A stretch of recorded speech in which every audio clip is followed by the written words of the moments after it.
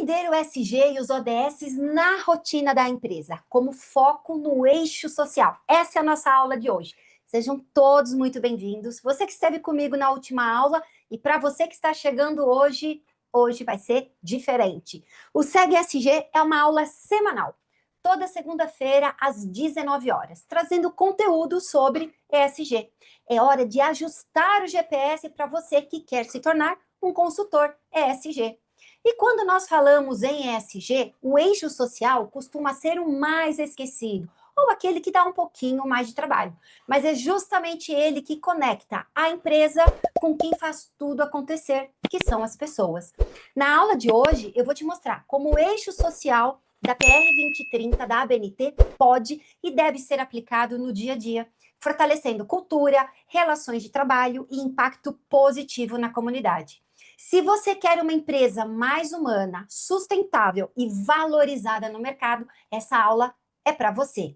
E bora então para a nossa aula 4, eu vou compartilhar aqui a minha tela.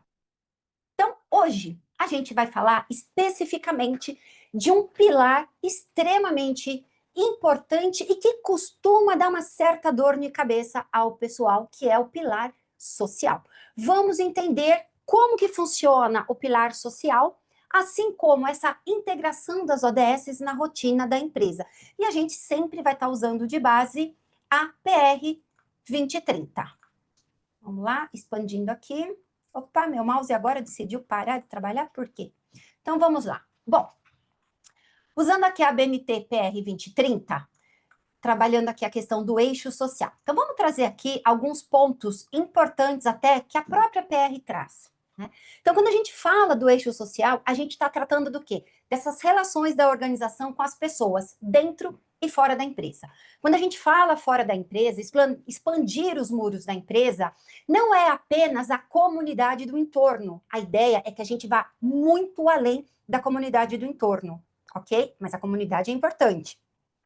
Envolve aqui aspectos como direitos humanos, diversidade, inclusão, saúde e segurança ocupacional, desenvolvimento humano, relacionamento com a comunidade e condições de trabalho ao longo da cadeia de valor. O que normalmente a gente percebe é que as pessoas, quando a gente fala do eixo social, costumam focar apenas ali em saúde e segurança ocupacional. E o que a gente coloca, a gente não, né? Quando falamos em ESG, é que isso transborde do que? Daquilo que é uma obrigatoriedade legal. Então, saúde e segurança ocupacional tem muita coisa relacionada a requisito legal obrigatório. Aqui isso tem que ser cumprido, mas o ideal é que também ele vá além. E, claro, focar no bem-estar coletivo e na geração de valor social. Então, a BR 2030, eu gosto muito de trabalhar com ela, porque ela traz dentro do seu conteúdo o que nós chamamos de temas. Temas são, é uma visão macro que nós temos de grandes roteiros, podemos dizer assim, que a gente pode seguir ou que podemos ter um olhar lapidado, mais direcionado dentro do dia a dia de um empreendimento. Então, quais são esses temas que elas nos trazem? Diálogo social e desenvolvimento territorial, direitos humanos, diversidade, equidade e inclusão, relações e práticas de trabalho e a promoção de responsabilidade social na cadeia de valor. Nossa, Pri, mas eu vou precisar trabalhar todos esses temas? O ideal é que sim, mas pode ser que você está no início da jornada, como eu sempre falo. Então você vai trabalhar um tema, dois, ou pode ser que você consiga trabalhar todos, mas não necessariamente vários pontos relacionados a esse tema. E o que são esses pontos relacionados dentro da PR 2030? É aquilo que nós chamamos de critérios, ou seja, é o detalhamento desse tema. Então, quando a gente fala em diálogo social, o que ela traz aqui para nós? Que a gente pode estar trabalhando esses três critérios, esses três itens, que é investimento social privado, diálogo e engajamento das partes interessadas e impacto social. Eu posso trabalhar os três critérios, que aí ponto positivo, mas eu posso começar por um desses. E mais, eu posso, de repente, identificar uma outra situação, um outro critério. Porque a PR 2030, ela traz exemplos, mas ela não é exaustiva nos exemplos, ou seja, pode ser melhorado ainda mais. Então, investimento social privado, o que a gente pode colocar aqui? Elaborar uma política de programa de investimento social privado, estabelecendo critérios, prioridades, metas a serem atingidos por suas ações. E é claro, a partir do momento que eu estabeleço ali uma política, eu já tenho uma estratégia direcionada dentro da empresa.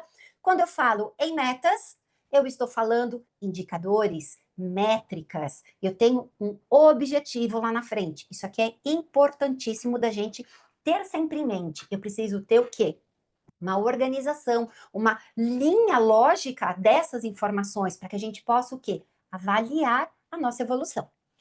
O outro critério é o diálogo e engajamento das partes interessadas, né? Aquele carinha também chamado de stakeholder, tá? Então, o que ela traz aqui de exemplo que a gente pode ter?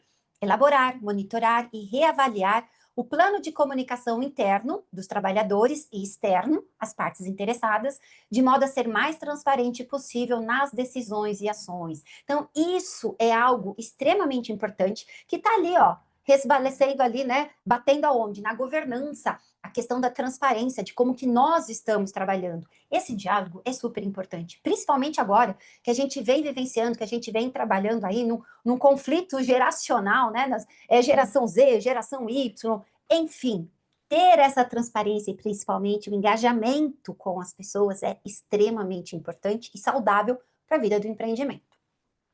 Impacto social. Então, a gente tem aqui um exemplo: capacitar a população local para que possam ser ou vir a ser potenciais parceiros, fornecedores, consumidores ou trabalhadores. Ou seja, você começa a trazer o impacto positivo, fortalecendo a tua comunidade local. Isso é extremamente positivo para todos os envolvidos, tanto para a comunidade que você acaba desenvolvendo, como eu costumo dizer, a gente vai girar a roda da economia ali, próximo a nós, e principalmente se você olhar pelo lado da empresa, isso é super positivo, porque você tem o que? As pessoas engajadas com você.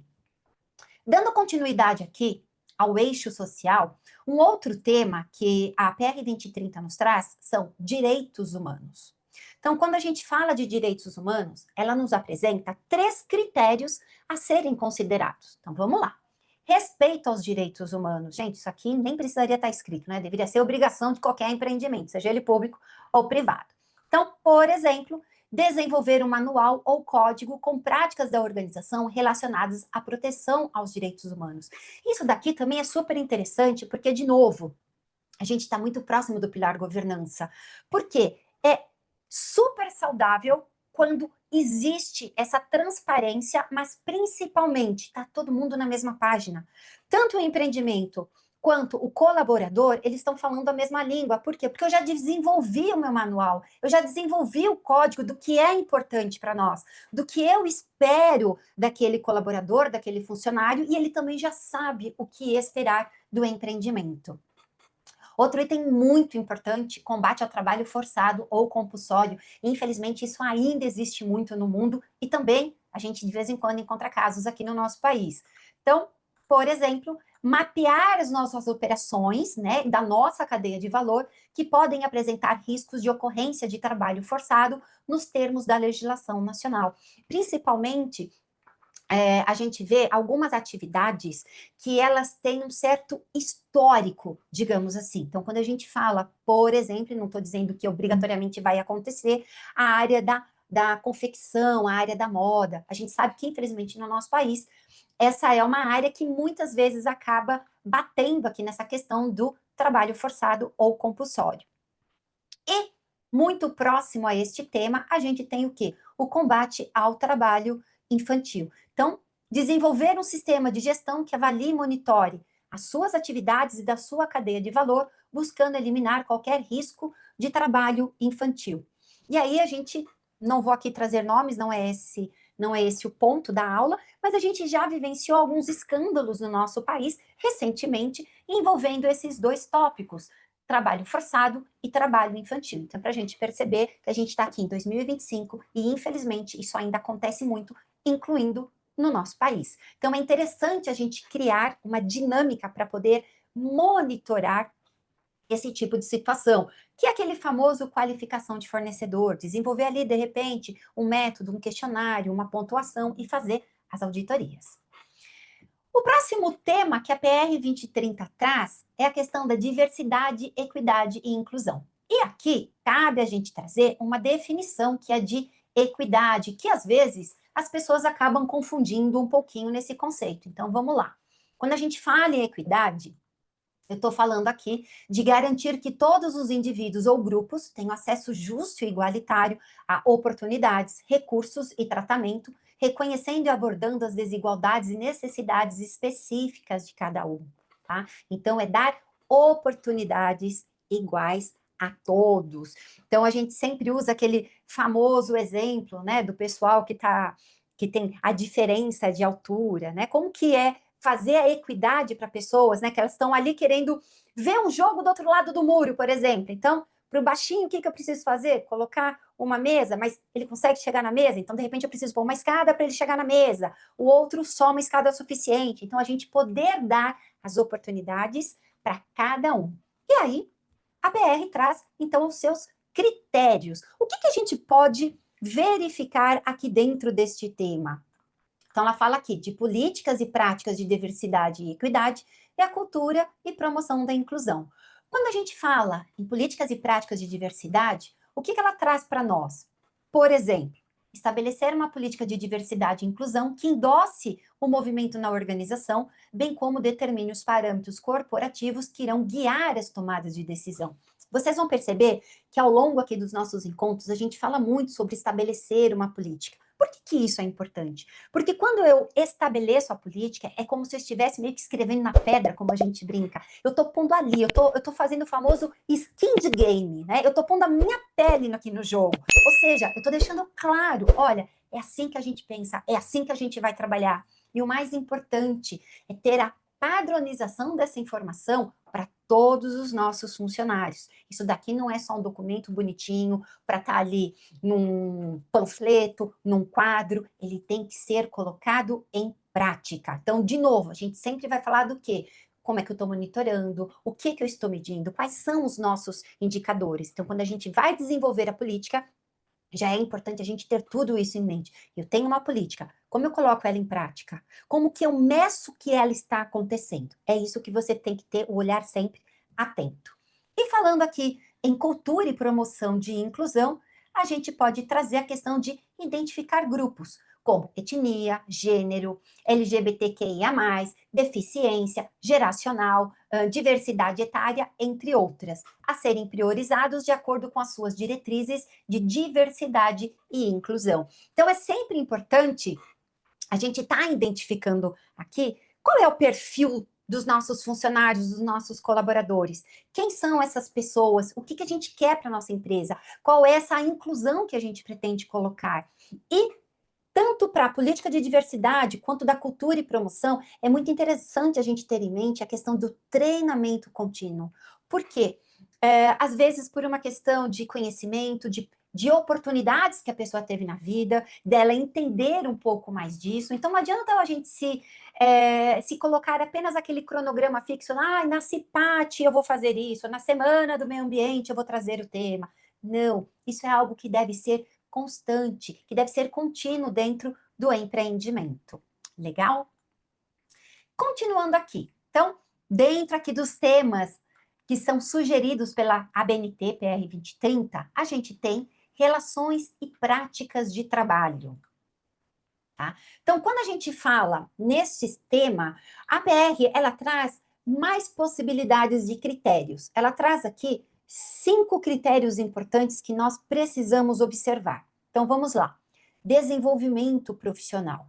O que a gente pode trabalhar em desenvolvimento profissional? Elaborar um planejamento e destinar recursos para adotar uma rotina de capacitação e avaliação dos resultados. A gente pode até pensar aqui naquela questão de bolsas. Bolsas que podem ser integral ou parcial, para incentivar aí o desenvolvimento do nosso colaborador.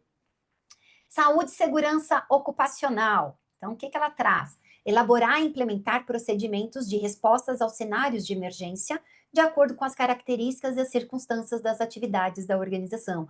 Lembra que eu falei? Alguns dos itens que a gente fala, eles estão muito relacionados a requisito legal.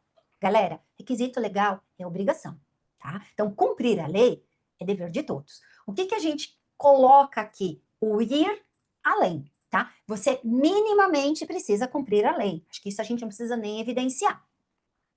Qualidade de vida. O que eu posso trabalhar em qualidade de vida? Então, por exemplo, avaliar a adoção de um canal de comunicação interno para que os trabalhadores possam buscar acolhimento e apoio. A gente pode ter aqui também, por exemplo, um programa relacionado à saúde, de incentivo à alimentação saudável, de incentivo à prática de esportes. A gente pode montar, sei lá, um grupo de corrida na empresa.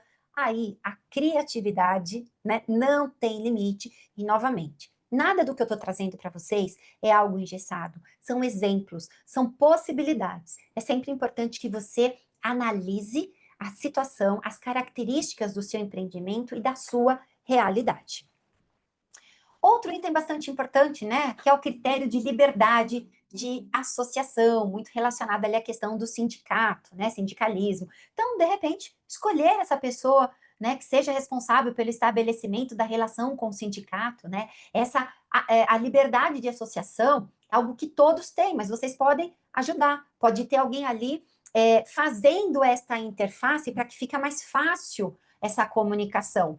E por fim, mas não menos importante, né, dentro aqui dos critérios, a questão de política de remuneração e benefícios. Isso aqui é super importante. Então, como exemplo, a gente tem adotar práticas de remuneração e benefícios de modo equitativo para todos os profissionais.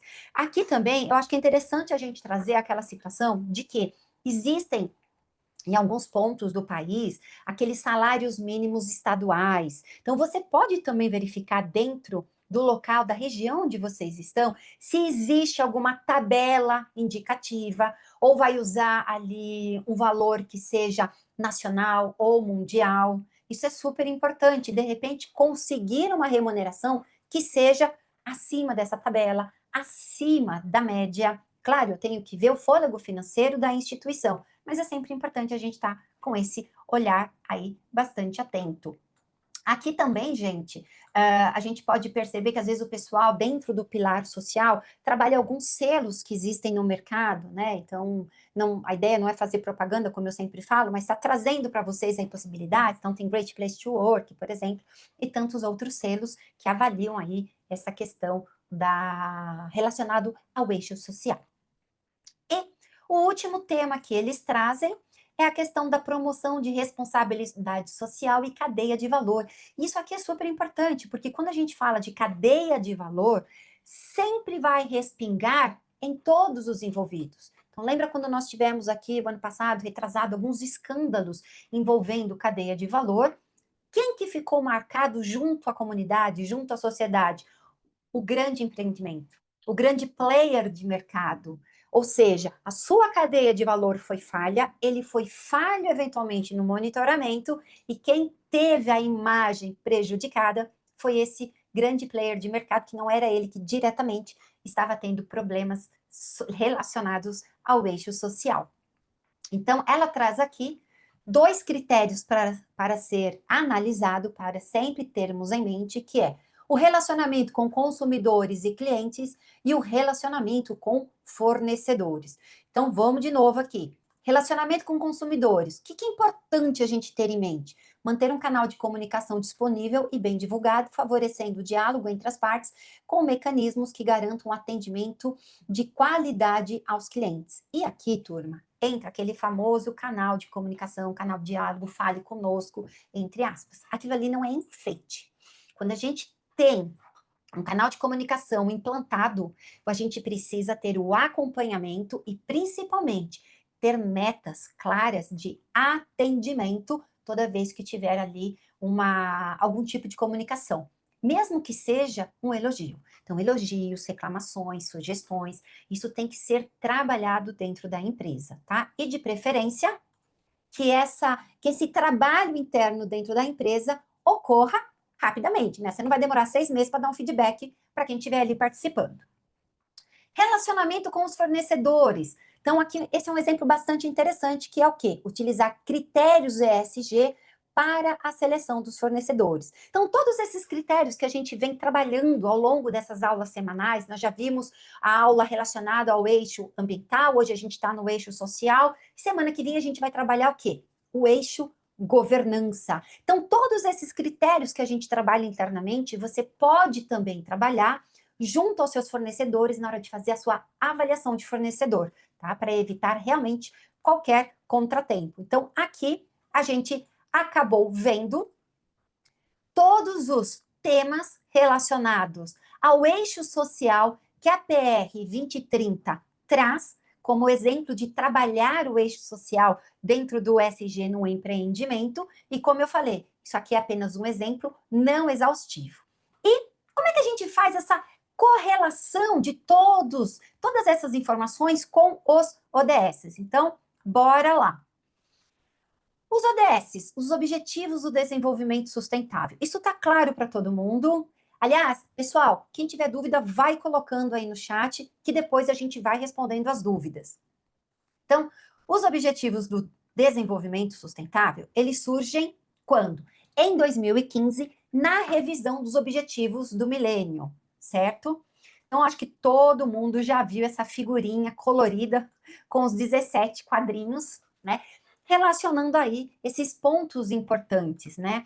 Pontos esses que têm como objetivo o quê? Uma ação global para acabar com a pobreza, proteger o meio ambiente e o clima e garantir que as pessoas em todos os lugares possam desfrutar de paz e de prosperidade. Então, de 2015 a 2030, o mundo, de uma forma geral, as nações tinham esses 17 temas para serem priorizados. A gente sabe que já tem um burburinho que talvez esse 2030 passe para 2050, que é triste da gente ouvir, né? A gente já foi em 2015 não atingimos a meta, passamos para 2030, se passar para 2050, com um puxão de orelha para o mundo. Mas, enfim, esses 17 temas geram 169 metas a serem cumpridas, tá? Que são o quê? Tarefas a serem desenvolvidas pelos governos, pela sociedade civil, setor privado e todos os cidadãos. Então, quando a gente olha aqui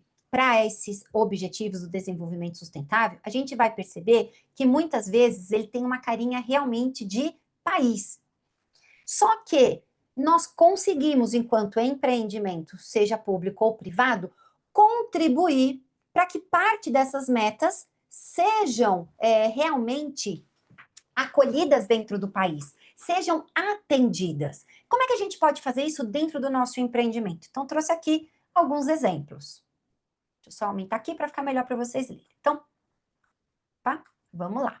Então, por exemplo, trabalhar aqui diversidade e inclusão. Não foi isso que nós vimos no eixo lá em cima, no tema lá em cima? Então, diversidade e inclusão, eu posso estar trabalhando o ODS 5 de igualdade de gênero e o ODS 10 relacionado à redução das desigualdades. Como é que eu posso colocar isso em prática dentro do empreendimento? Através da criação de políticas afirmativas para a contratação de mulheres, pessoas negras, PCDs, LGBTQIA+, por exemplo. Pri, só isso? Não. Como eu falei, a ideia é trazer aqui na nossa aula semanal exemplos práticos para vocês já implantarem dentro dos empreendimentos. Um outro exemplo que a gente consegue integrar o eixo social com os ODS. Vamos lá. Eu tenho aqui saúde e segurança do trabalho. Eu consigo o quê? Trabalhar o ODS 3, que é saúde e bem-estar. Né? Como é que eu contribuo com esse ODS 3? Por exemplo, implantando programas de ergonomia, prevenção de acidentes e acompanhamento psicossocial, que é o famoso NR1, que hoje a gente teve aí a adequação e já tem essa obrigatoriedade legal do acompanhamento psicossocial. Um outro exemplo é a questão do desenvolvimento profissional. Ele está muito relacionado ao ODS 4, de educação de qualidade, por exemplo. Então, a gente tem aqui disponibilizar treinamentos técnicos e socioemocionais, ó, ligado aqui ao acompanhamento psicossocial, bolsas de estudo e parcerias com instituições. Então, olha que interessante. Aqui nesse desenvolvimento profissional, a gente pode eventualmente trabalhar tanto com os nossos colaboradores, como ir além dos muros, tá? Trabalhando com quem? Com as partes interessadas, com a comunidade ou dentro do município onde o empreendimento está ali inserido. Um outro exemplo aqui, relacionamento com a comunidade. Então, eu posso estar trabalhando o ODS 11, cidades e comunidades sustentáveis. Como que eu posso fazer isso? Por exemplo, apoiando projetos locais, voluntariado corporativo e diálogo constante com lideranças comunitárias. Eu estou trabalhando aonde isso daqui? Impacto social, investimento social privado. Vocês conseguem perceber a ligação, a conexão que muitos daqueles critérios e exemplos que nós trouxemos se conectam aqui com os objetivos do desenvolvimento sustentável. E para finalizar aqui a nossa aula de hoje, né, nosso último exemplo, a gente tem cadeia de valor responsável. A gente falou bastante sobre cadeia de valor. Está muito relacionado ao ODS 8, que é trabalho decente e crescimento econômico, e ao ODS 12, que é o quê? Consumo e produção responsáveis. Como é que eu posso fazer isso, por exemplo? Através da avaliação de fornecedores, quanto a trabalho infantil, trabalho forçado ou condições precárias, promovendo aqui, então, boas práticas. Então, a gente conseguiu, dentro dessa aula aqui de hoje, olha, ficou grande esse mapa mental, hein, gente? Olha, vocês gostaram desse mapa mental? Se você quer esse mapa mental, responde o NPS que está aqui na descrição. Para quem está aqui ao vivo comigo agora, eu vou colocar aqui no chat o NPS. Para quem respondeu o NPS, eu me comprometo a mandar esse mapa mental com esse resumão top que eu fiz sobre o eixo social e os ODSs. E aí, então, a gente encerra aqui a nossa aula de hoje. Se alguém tiver alguma dúvida, pode colocar aqui. Ah, eu já estou vendo o pessoal aqui no chat. Oba, eu quero. Preenche o NPS e assim você ajuda, me ajuda a construir aulas semanais cada vez melhores. Toda segunda-feira, às 19 horas, a gente tem o nosso Segue ESG, com dicas, com conhecimento prático e técnico sobre como trabalhar o ESG dentro do empreendimento. Então, eu espero cada um de vocês segunda-feira que vem. De novo, a gente vai trabalhar um outro eixo, que é o de governança. Falamos do ambiental, hoje falamos do social, e semana que vem eu espero você para falar do eixo governança. Até segunda, pessoal. Boa noite.